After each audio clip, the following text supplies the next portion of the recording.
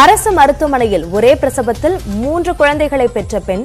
இந்தியாவின் தினசரி கொரோனா நிலவரம் என்ன உள்ளிட்ட சில செய்திகளை விரைவுச் செய்திகளாக பார்க்கலாம். கட்டணம் செலுத்தாத மாணவர்களை வகுப்பறையில் இருந்து வெளியேற்றவில்லை என்றும் அவர்களது பெற்றோரை தரக்குறைவாக பேசவில்லை என்றும் தனியார் பள்ளிகள் சான்றிதழ் அளிக்குமாறு பள்ளி கல்வித்துறை உத்தரவிட்டுள்ளது. கொரோனா காலத்தில் பல தனியார் பள்ளிகளைச் சேர்ந்த மாணவர்கள் கட்டணம் செலுத்த முடியாமல் அவதிப்படுகின்றனர். இவ்வாறு கட்டணம் செலுத்தாத மாணவர்களை பள்ளிகளுக்குள் அனுமதிக்காமலும் அவர்களது பெற்றோரை அவமதிக்கும் வகையிலும் சில பள்ளிகள் செயல்படுவதாக மெட்ரிகுலேஷன் பள்ளிகள் இயக்குநரகத்திற்கு புகார்கள் வந்தன. இதையடுத்து இதுபோன்ற செயல்களில் தனியார் பள்ளிகள் ஈடுபடக்கூடாது என மெட்ரிக் பள்ளிகள் இயக்குநரகம் உத்தரவிட்டது. இந்த நிலையில் இத்தகைய நடவடிக்கைகளில் ஈடுபடவில்லை என பள்ளி முதல்வர், செயலாளர், தாளாளர் ஆகியோர் கையெழுத்திட்டு முதன்மை கல்வி அலுவலரிடம் கடிதத்தை ஒப்படைக்க உத்தரவிடப்பட்டுள்ளது. விருதுநகர் மாவட்டம் ராஜபாளையம் அரசு மகப்பேறு மருத்துவமனையில் அனுமதிக்கப்பட்ட பெண்ணுக்கு ஒரே பிரசவத்தில் 3 குழந்தைகள் பிறந்துள்ளன. இஎஸ்ஐ காலனியைச் சேர்ந்த ஆட்டோ ஓட்டுநர் முத்துக்குமாரின் மனைவி வீரலட்சுமி பிரசவத்திற்காக ராஜபாளையம் அரசு மகப்பேறு மருத்துவமனையில் அனுமதிக்கப்பட்டார். இவருக்கு ஏற்கனவே 2 பெண் குழந்தைகள் உள்ள நிலையில் தற்பொழுது நடந்த பிரசவத்தில் 2 பெண் குழந்தைகளும் ஒரு ஆண் குழந்தையும் பிறந்துள்ளன. இந்த குழந்தைகள் எடை குறைவாக இருந்த நிலையில் சிகிச்சைக்கு பிறகு நலமுடன் உள்ளதாக மருத்துவர்கள் தெரிவித்தனர். இதனிடையே தாங்கள் மிகவும் வறுமையின் நிலையில் இருப்பதால் இந்த குழந்தைகளை வளர்க்க அரசு உதவ வேண்டும் என்று முத்துக்குமார் வேண்டுகோள் விடுத்துள்ளார்.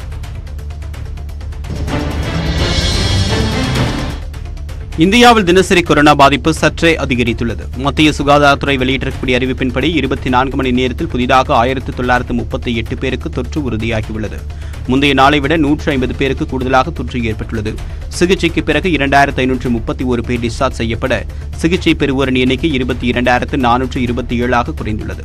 சிகிச்சை பலனின்றி கொரோனாவால் மேலும் 67 பேர் உயிரிழக்க மொத்த பலி எண்ணிக்கை 5,16,672 அதிகரித்துள்ளது. இதனிடையே நாடு முழுவதும் செலுத்தப்படக்கூடிய தடுப்பூசி டோஸ்களின் எண்ணிக்கை 182,23 லட்சமாக உயர்ந்துள்ளது. தங்கத்தின் விலை சவரனுக்கு 296 ரூபாய் அதிகரித்துள்ளது. தங்கத்தின் விலை சவரன் 38,352 ரூபாய்க்கு நேற்று விற்பனையான நிலையில் இன்று 38,648 ரூபாயாக அதிகரித்துள்ளது. 1 கிராம் தங்கம் 4,831 ரூபாய்க்கு விற்பனை செய்யப்படுகிறது. இதேபோல வெள்ளியின் விலை கிராமுக்கு 40 காசுகள் அதிகரித்து 72 ரூபாய் 80 காசுகளுக்கு விற்கப்படுகிறது.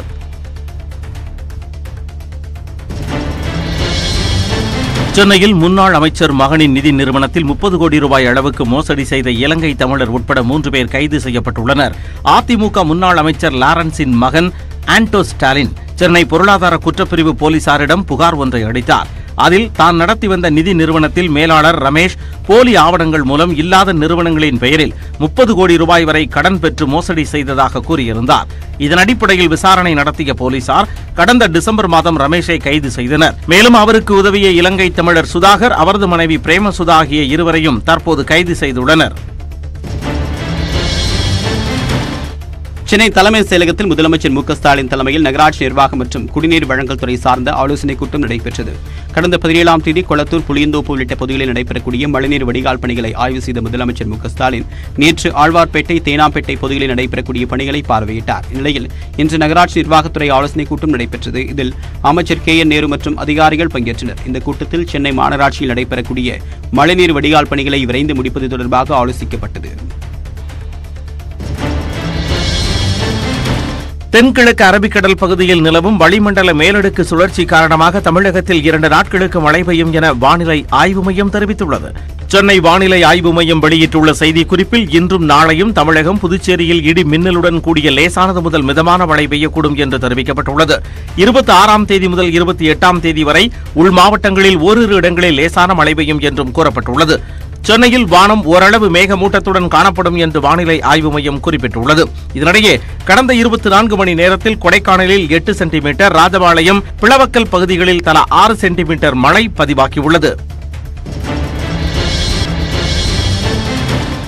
அமெரிக்காவின் லூசியானாவில் வீசிய சூறைக்காற்றில் சிக்கி வீடுகள் சிதைந்து போகக்கூடிய காட்சிகள் வெளியாகியுள்ளன. டெக்சாஸ் முதல் தெற்கு கலிபோர்னியா வரை வீசிய சூறைக்காற்று ஏராளமான வீடுகளை நொடிப்பொழுதில் சேதப்படுத்தின. பலர் படுகாயமடைந்திருக்கக்கூடிய நிலையில் 2 பேர் உயிரிழந்தனர்.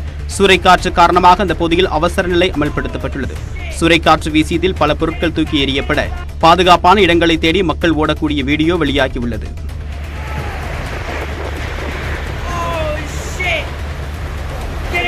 Get inside! Run!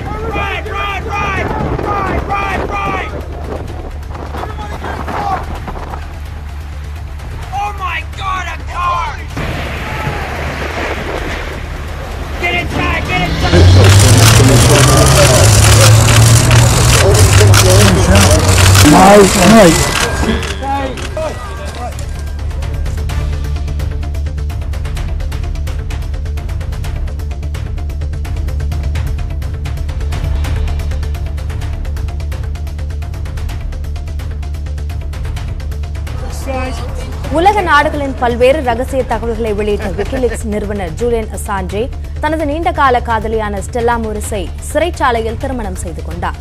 50 வயதான ஜூலியன் அசாஞ்சே 2019 முதல் தென்கிழக்கு லண்டனில் உள்ள பெல்மார்ஷ் சிறையில் அடைக்கப்பட்டுள்ளார்.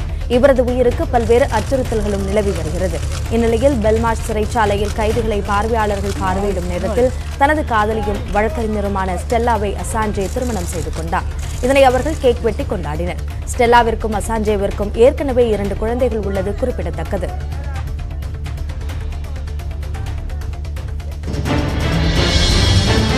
மாநிலம் தானே அருகே ரயில் முன் பாய்ந்து தற்கொலைக்கு முயன்ற இளைஞர் காவலர் ஒருவரின் சமயோஜித செயலால் பத்திரமாக மீட்கப்பட்டார். விடல்வாடி ரயில் நிலையத்தில் நடைமேடையில் நின்று கொண்டிருந்த 18 வயது இளைஞர் ரயில் நெருங்கியதும் திடீரென தண்டவாளத்தில் குதித்து தற்கொலைக்கு முயன்றார். ரயில் வருவதற்கு சில வினாடிகளை மிச்சமிருந்த நிலையில் இளைஞரை கண்ட பாதுகாப்பு பணியில் ஈடுபட்டிருந்த ரயில்வே காவலர் சற்றும் யோசிக்காமல் இருப்பு பாதைக்குள் குதித்து இளைஞரை பக்கவாட்டில் இழுத்து காப்பாற்றினார்.